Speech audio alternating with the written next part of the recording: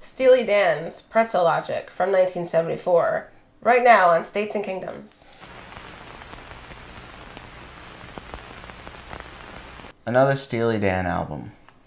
I feel like we never really do these justice, but I don't know who could. Yeah, I know. How do you do Steely Dan justice? At least in a short video.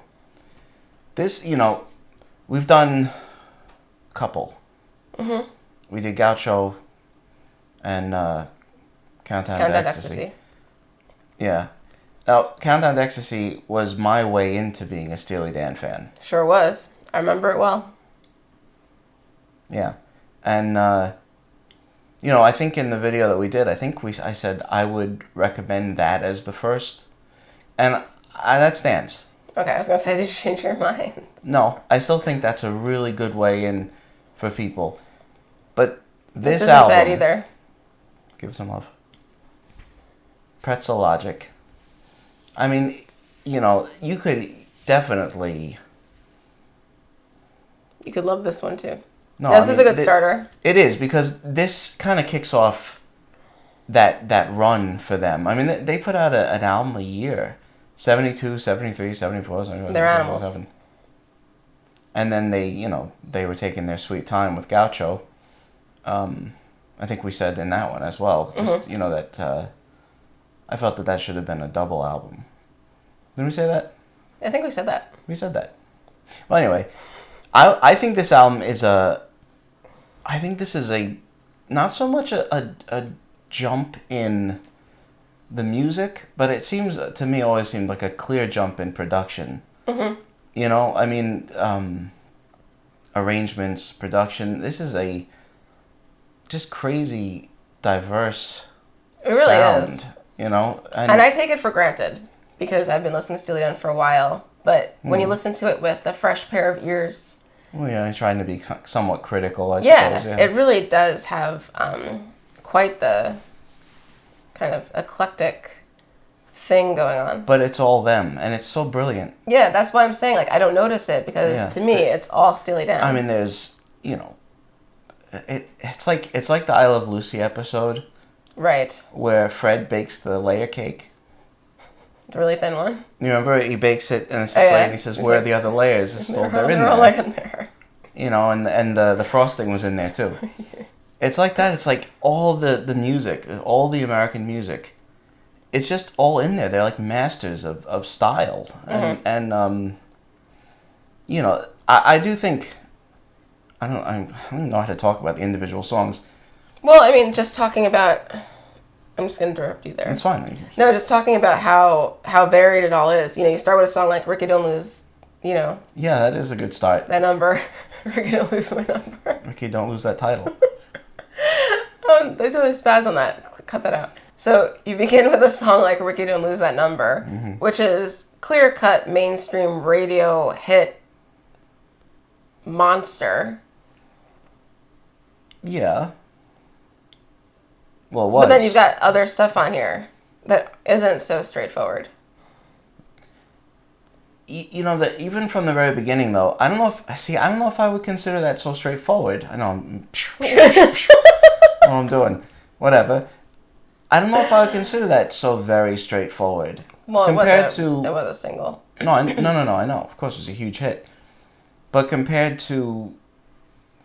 Reeling in the Years or something like that. No, I'm talking on this album. Yeah, okay. Continue. Go ahead. When you have actual, you've got actual hot jazz. This album has... Quirky songs. It has like everything that they did. I do think it is a little bit more straightforward in a way because there are some songs that are more straightforward rock songs than they would do again. Barrytown is, the melody is definitely a little bit more I feel like Barrytown folky, could be rocky. on Countdown to Ecstasy. But Barrytown is a very catchy, I'll say poppy tune. It always sounded like Tell Me What You See from Help. Right, you said that. I know it did. I don't know. I just always hear that melody. And so it has like a kind of a 60s folk rock-ish sound. Yeah. Done a Steely Dan way. I don't feel like this would have been on any other album. So, and With a Gun would definitely not have been on another album, I don't think. No. But that could go on... No piano Katie on that. lied. With a Gun? But there's like no piano on that song. That's really unusual. Any major dude will tell you. Sounds like half a song. It kind of just like trails off and ends. I always thought it was interestingly structured. Half a song, but kind of like it does. Yeah, I could see how that. It's also like one of the greatest song titles of all time. I mean, really. This album, though, really, like stylistically, even like Night by Night starts with what to me I always think of that as like a very like cinematic, film score-ish kind of song, and that's an element of Steely Dan that's really, I mean, it's definitely there past this album. Yeah. And all the stories that they're telling, and they do tell stories, even if in sometimes kind of cryptic, I know I've always, no, they're very cinematic, very literary. Because the music accompanies the story. And, and that thing that sometimes people would say that they're not either sentimental or they don't have any emotion in their songs. But I don't see that. I really don't. But I don't see that.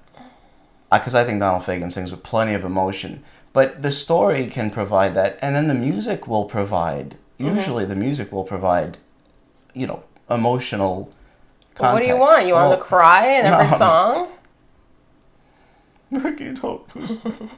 I don't know. But I'm through with Buzz. I think crying that would be funny. I'm through with Buzz. Because that just makes me think of Home Alone. Yeah, I know. I can't help it. That total sort of package of the narrative and the music accompanying it in a really, really miraculous way that Steely Dan did. And so I think that that's really in evidence here, and it's great. The only cover that they did, I'm pretty sure. Ever. Yeah, I mean, no, that's the only cover they did. The Duke Ellington song. That is as faithful a cover. Yeah, they didn't change inflection of a note. They just had the guitar, which I always assumed was a talk box, and I guess I always assumed it was Jeff Skunk Baxter playing. It doesn't necessarily mean it was, but it could be Walter. Also, of course, mentioning that. This is the last. It was not. It was very unlikely that it was Walter Becker. No. Yeah. But the last album with Jeff Skunk Baxter, yeah. Anyway, we moseyed on over to such a faithful rival band. Yeah, such a faithful cover. It's really something, and not. I mean, I don't know. I wouldn't have picked that particular Duke Ellington song, but it's perfectly fitting for them to do a Duke Ellington song. Anyway. And it fits perfectly on this record. Pretzel Logic is one of my favorite songs on this album. There you go. What were we gonna say? Yeah, Pretzel Logic is it sounds like it's got a real Ray Charlesiness to it, but it's surprising in places that most Steely Dan songs are. The melody always takes you somewhere. It's Pretzel Logic sounds like walking through Manhattan. Well, that's just because of this. And getting a hot dog. Maybe in the park. Pretzel. It's not hot dog logic. You're right. We already mentioned With a Gun, and I actually like that song. Real country, folky sound to it. Yeah, it's got a nice upbeat, real tempo-y thing. Because of some of that, it's sort of like the last time you'll hear things like that from them. So this album sort of is unique in that way, and whatever. Charlie Freak is a cool song, and that also has a kind of I don't know if I call it folky, but it's kind of like a more straightforward, typical for its time rock melody. Steely Dan's so hard to talk about. It is, I know, whatever. Yeah, because you start like trying to like peel it apart, and I don't really even want to do that, but you have to do it. A little bit. What is it? Monkey in Your Soul? It's a fun way to close out the album. It's an interesting way. It's probably my least favorite song on the album. I mean, it's fine. You know, it's got a cool, bass line and the horns. Yeah, I don't have a favorite Steely Dan album at all. I actually think they are all equally extraordinary. I mean, they differ in ways, of course. I mean, Gaucho, I guess, differs most. If nothing else, just like the production and the sound of it. But I agree that this one does mark kind of the... Well, no, that's not true, because Can't Buy a Thrill differs most just because, David Palmer singing. And Can't Buy a Thrill differs the very most. Countdown to Ecstasy I see as the turning into this, and then this feels more like the rest of it. Well, sometimes Countdown to Ecstasy feels like more of an outlier even than that. The first it really two has its own sound. The first two do. They're not the same. That album has its own sound, and yet I still would recommend that to people to listen to first. I feel like a lot of people don't know that album. Maybe not. I mean, Steely Dan fans certainly do. No, of course, but I mean, it doesn't have any of those Radiohead songs. You would say though, I was going to say that they're hard to describe. Steely Dan fans should be good at describing Steely Dan because they're always having to describe why they like Steely Dan to everyone else. Well, it's easy because they're the best. Well, that is the answer. Well, there you go. Yeah. It's the best. It's the best. It's the best. So, thanks for watching our discussion about Steely Dan's Pretzel Logic. And that's someone selling pretzels. Please like and subscribe. Make sure to comment below if you have something to tell us about Steely Dan or anything else. And make sure to stick around because there are new videos coming up on Mondays, Wednesdays, and Fridays here at States and Kingdoms. Thanks for watching.